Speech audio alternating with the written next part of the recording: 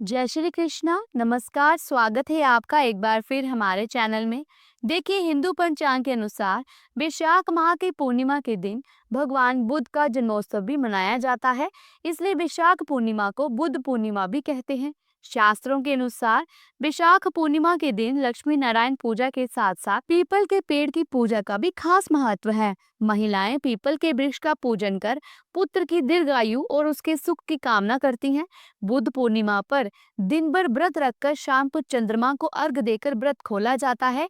धार्मिक मान्यताओं के अनुसार चंद्र दर्शन किए बिना व्रत पूरा नहीं होता, इसलिए इस दिन चंद्रदेव के दर्शन जरूरी होते हैं। चंद्रदेव को सफेद चीजों का भोग लगाया जाता है।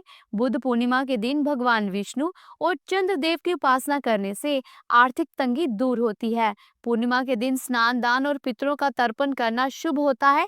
ऐसी मान्यता है कि पूर्णिमा के दिन चंद्रदेव को अर्घ देने से चंद्र दोष दूर होता है। आइए जानते हैं कि साल 2025 में वैशाख पूर्णिमा का व्रत कब है, सही तिथि, शुभ मुहूर्त, पूजा विधि और इस दिन किन चीजों का दान करना चाहिए। देखिए, साल 2025 में वैशाख पूर्णिमा का व्रत 12 मई सोमवार को है। पूर्णिमा तिथि प्रारंभ होगी 11 मई रात्रि 8:01 पर। पूर्णिमा तिथि समाप्त होगी 12 मई रात्रि 10:25 पर। पूजा का शुभ मुहूर्त होगा प्रातःकाल 11:51 से दोपहर 12:45 तक। निश्चिता काल का मुहूर्त होगा रात्रि 11:56 से रात्रि 12:38 तक। चंद्रोदय का समय होगा सायकाल 6:57 तक। बुद्ध पूर्णिमा के दिन वरियान योग और रवि योग का संयोग बन रहा है, जो इस पर्व को और भी खास बनाता है। रवि योग का समय सुबह 5:32 से लेकर 6:17 तक रहेगा, जबकि भद्रावास योग सुबह 9:14 तक रहेगा। इस समय भद्रा पाताल में रहेगी। इस योग में गंगा स्नान कर भगवान विष्णु और बुद्ध की पूजा करने से सभी मनोकामनाएं पूर्ण होती हैं। आइए अब जानते हैं कि विशाख पूर्णिमा की पूजा विधि क्या है। देखिए, शास्त्रों के अनुसार विशाख पूर्णिमा के दिन प्रातःकाल दैनिक कार्य से निर्विक्त होकर स्नान कर व्रत का संकल्प ले। इसके बाद पूजा स्थल में भगवान विष्णु का पंचामृत से अभिषेक करें और ओम नमो नारायण मंत्र का जाप करें। धूप दीप कर भगवान विष्णु और माँ लक्ष्मी को फल, फूल, वस्त्र और नैवेद्य आदि अर्पित करें। माता लक्ष्मी जी को 16 श्रृंगार का सामान चढ़ाएं। इसके बाद व्रत कथा पढ़कर आरती करें। रात्रि में ओम सोम सोमाय नमः मंत्र का जाप कर चंद्रमा को अर्घ दें। इसके अलावा विशाख पूर्णिमा की रात तुलसी के पौधे के सामने घी का दीपक जलाएं और उसकी परिक्रमा करें, क्योंकि तुलसी में माँ लक्ष्मी का वास होता है।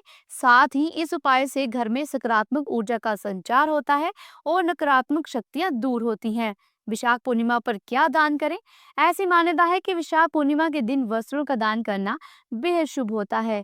इस दिन फल और शरबत का दान करने से पितृ प्रसन्न होकर सुख समृद्धि का आशीर्वाद देते हैं। शास्त्रों के अनुसार विशाख पूर्णिमा के दिन स्नान के बाद चंद्रमा से जुड़ी वस्तुओं का दान करना चाहिए। इस दिन चावल, चीनी, दूध, सफेद कपड़े, मोती, चांदी आदि का दान करना चाहिए। विशाख मास में बहुत ज्यादा गर्मी पड़ती है।